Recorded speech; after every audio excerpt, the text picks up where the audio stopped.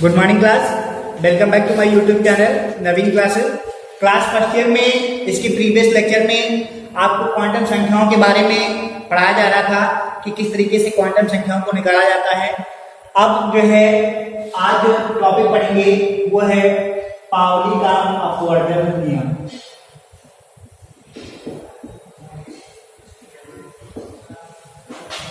Pauli का अपवर्जन नियम।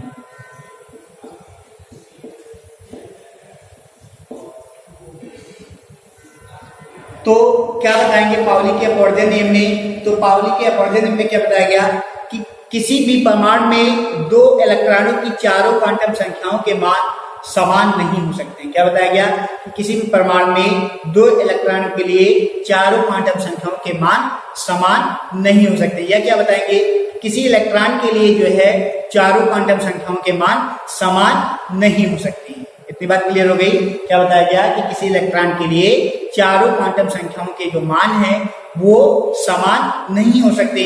आगे क्या बताया गया कि यदि L, N, L, M के मान समान हैं तो S का जो मान होगा वो अवश्य भिन्न होगा।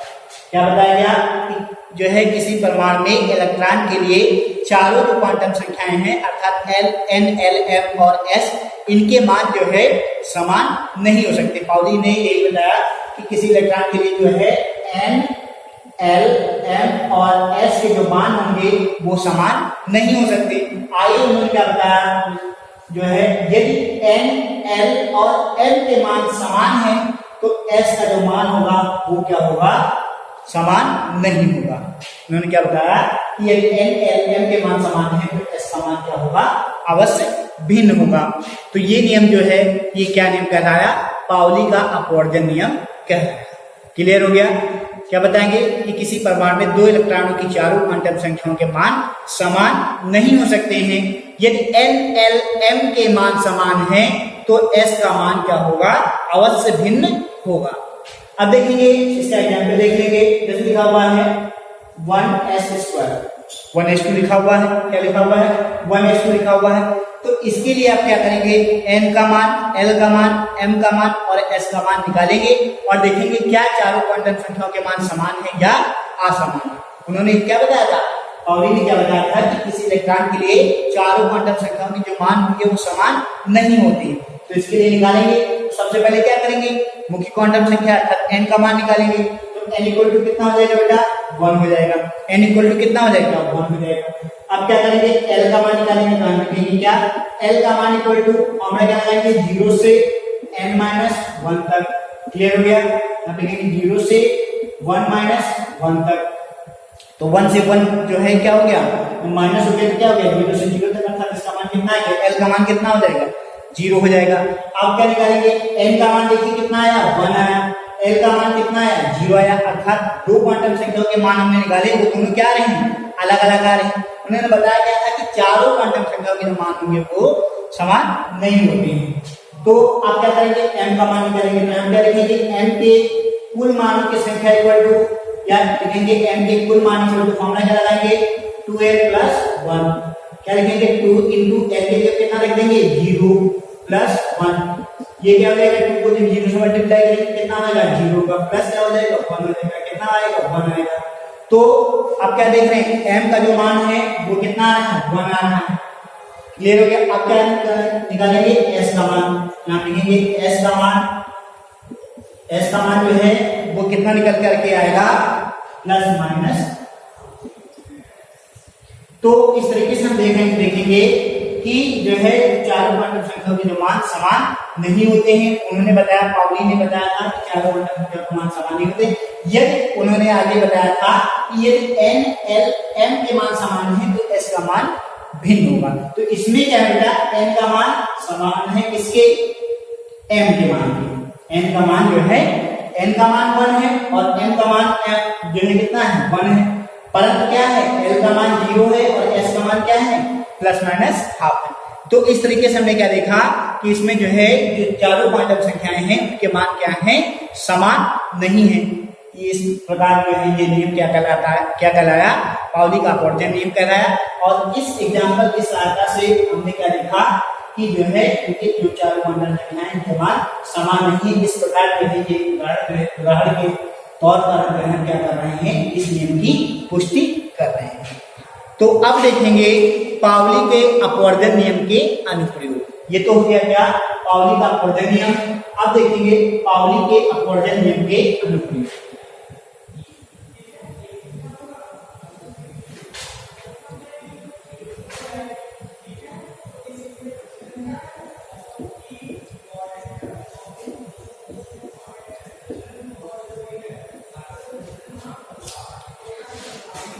तो पाउली के अपवर्जन नियम के अनुप्रयोग में सबसे पहले क्या बताएंगे कि किसी कोष में इलेक्ट्रॉनों की अधिकतम संख्या 2n² होती है। क्या बताएंगे, किसी कोष में इलेक्ट्रॉनों की जो है अधिकतम संख्या वो कितनी होती है, 2n² होती है।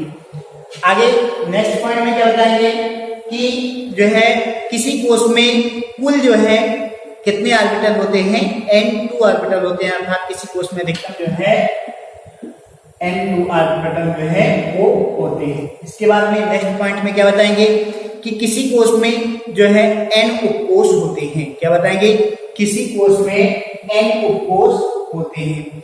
नेक्स्ट पॉइंट में क्या बताएंगे, आगे 4 नंबर में बताएंगे कि एक ऑर्बिटल में अधिकतम कितने इलेक्ट्रॉन भरे जा सकते हैं, 2 इलेक्ट्रॉन भरे जा सकते हैं, अर्थात एक ऑर्बिटल में अधिकतम जो है 2 इलेक्ट्रॉन भरे जा सकते हैं। आगे क्या बताएंगे कि s उप ऊर्जा स्तर में 2 इलेक्ट्रॉन, क्या बताएंगे, s उप ऊर्जा स्तर में कितने इलेक्ट्रॉन, 2 इलेक्ट्रॉन, p उप ऊर्जा स्तर में 6 इलेक्ट्रॉन, और जो d उप ऊर्जा स्तर है तो d उप ऊर्जा स्तर में कितने इलेक्ट्रॉन भरे जाएंगे, 10 इलेक्ट्रॉन, और f उप ऊर्जा स्तर में अधिकतम जो है कितने इलेक्ट्रॉन भरे जाएंगे, 14 इलेक्ट्रॉन भरे जाएंगे। मतलब क्या बताया गया कि s उप ऊर्जा स्तर में 2 इलेक्ट्रॉन, p उप ऊर्जा स्तर में 6 इलेक्ट्रॉन, d उप ऊर्जा स्तर में 10 इलेक्ट्रॉन, और f उप ऊर्जा स्तर में 14 इलेक्ट्रॉन भरे जाते हैं या 14 इलेक्ट्रॉन रह सकते हैं। तो ये तो बात हो गई पाउली के अपवर्जन नियम के अनुप्रयोग के बारे में। अब आगे देखेंगे हुंड का नियम। ये तो हो गया पाउली का अपवर्जन नियम और पाउली के अपवर्जन नियम के अनुप्रयोग। अब देखेंगे हुंड का नियम। अगला जो टॉपिक है वो है हुंड का नियम।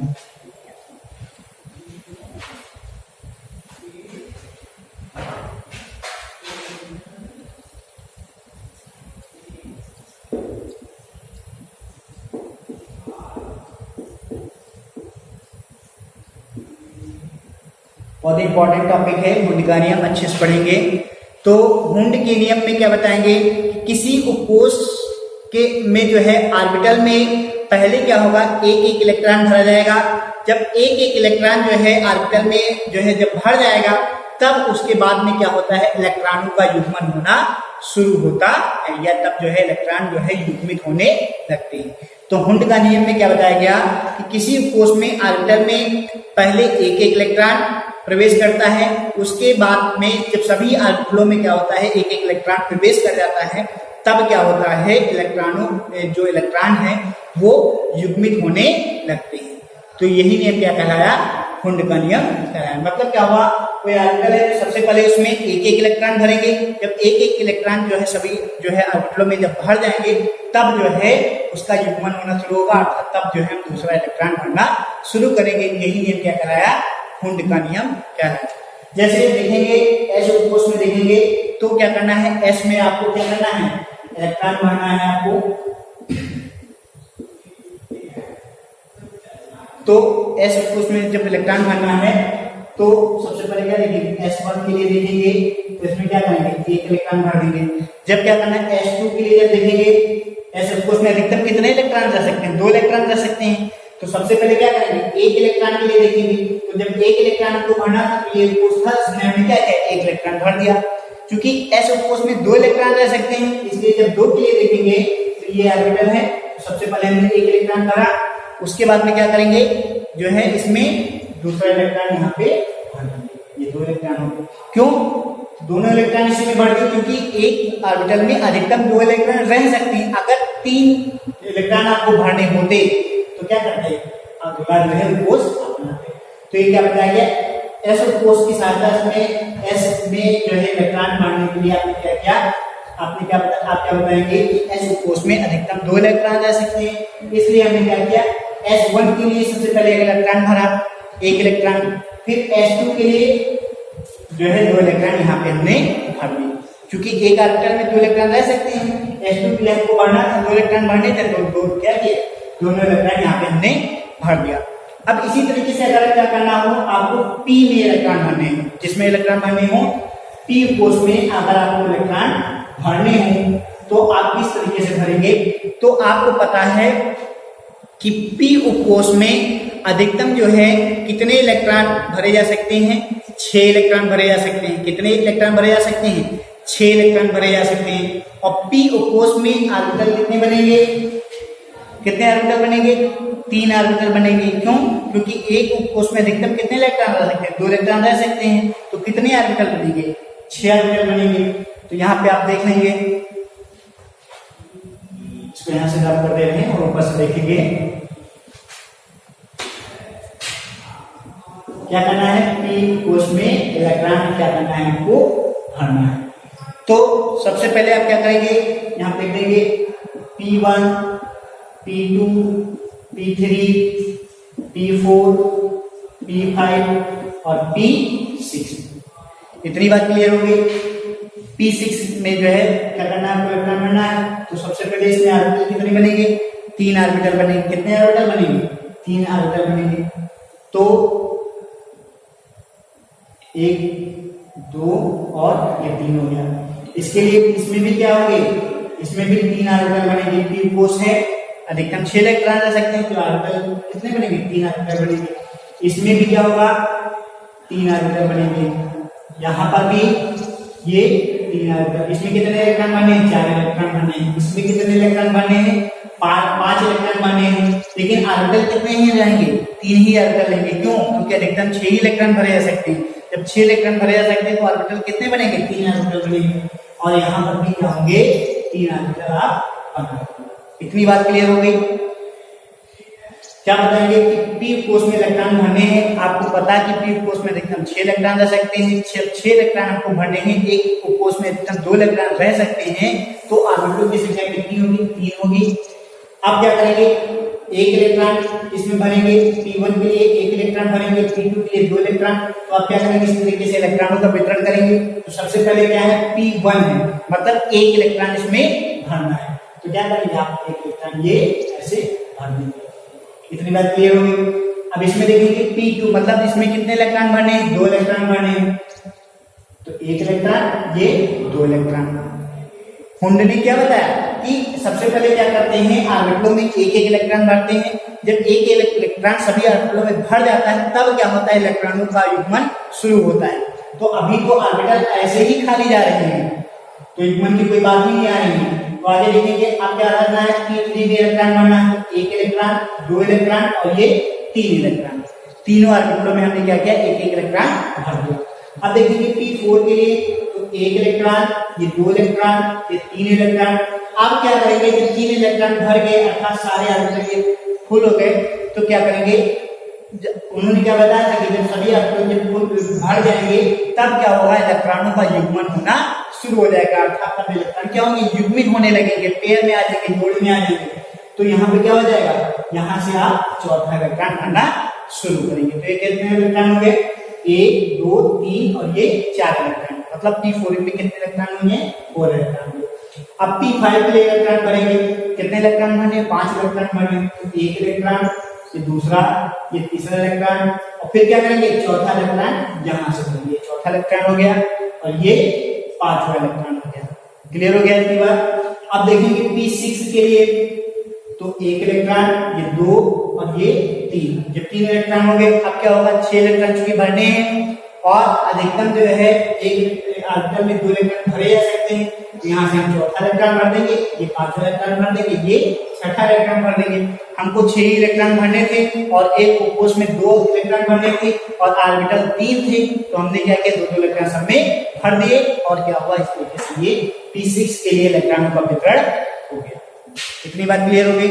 इसी तरीके से आपने क्या देखा, एस के लिए इलेक्ट्रॉनों को भरा, पी में इलेक्ट्रॉनों को भरने के बारे में आपने जाना। अगर क्या करना होगा आपको, डी में इलेक्ट्रॉन आपको भरने हो, क्या करने हो आपको, अगर डी में इलेक्ट्रॉन को वितरण करना हो तो डी कोष में अधिकतम कितने इलेक्ट्रॉन रह सकते हैं, 10 इलेक्ट्रॉन रह सकते हैं। कितने इलेक्ट्रॉन रह सकते हैं, 10 इलेक्ट्रॉन रह सकते हैं। तो उसी इसी तरीके से आप क्या करेंगे, 10 इलेक्ट्रॉनों को आप भर लेंगे, बिल्कुल भर लेंगे। क्या करेंगे, इसी तरीके से बना लेंगे D1, D2, D3, D4, D5, D6, D7, D8 और D9 और D10।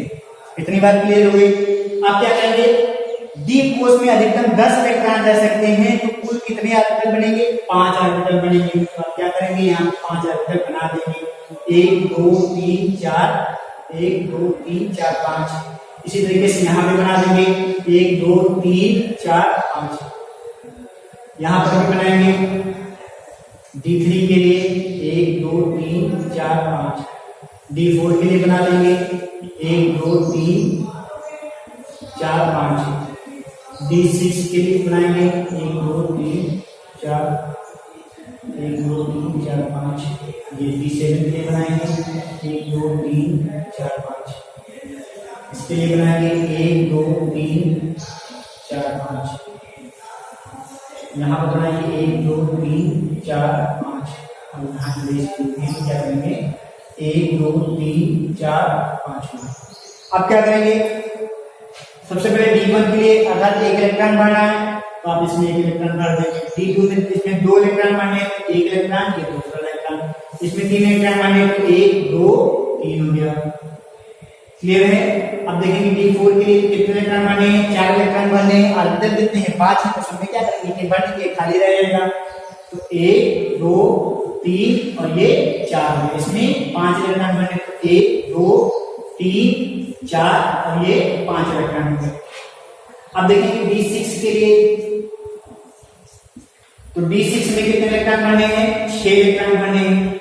ऑर्बिटल कितने हैं, 5 ऑर्बिटल, तो 5 इलेक्ट्रॉन पहले भर देंगे, 1 2 3 4 और ये 5 और छठा इलेक्ट्रॉन यहाँ से इसका शुरू हो जाएगा।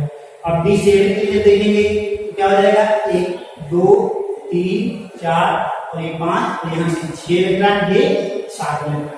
इसी तरीके से D9 के लिए देखेंगे तो D9 में क्या हो जाएगा, 1 2 3 4 5 6 7, ये D7 हो गया। यहाँ से देखेंगे D8 के लिए तो 1 2 3 4 ये 5 हो गया और ये 6 ये 7 और ये जो है 8 इलेक्ट्रॉन हो गया। अब देखेंगे D9 के लिए तो 1 2 3 4 5 हो गया, ये 6 ये 7 ये 8 और ये 9 इलेक्ट्रॉन हो गया। अब देखेंगे D10 के लिए 1 2 3 4 5 हो गया।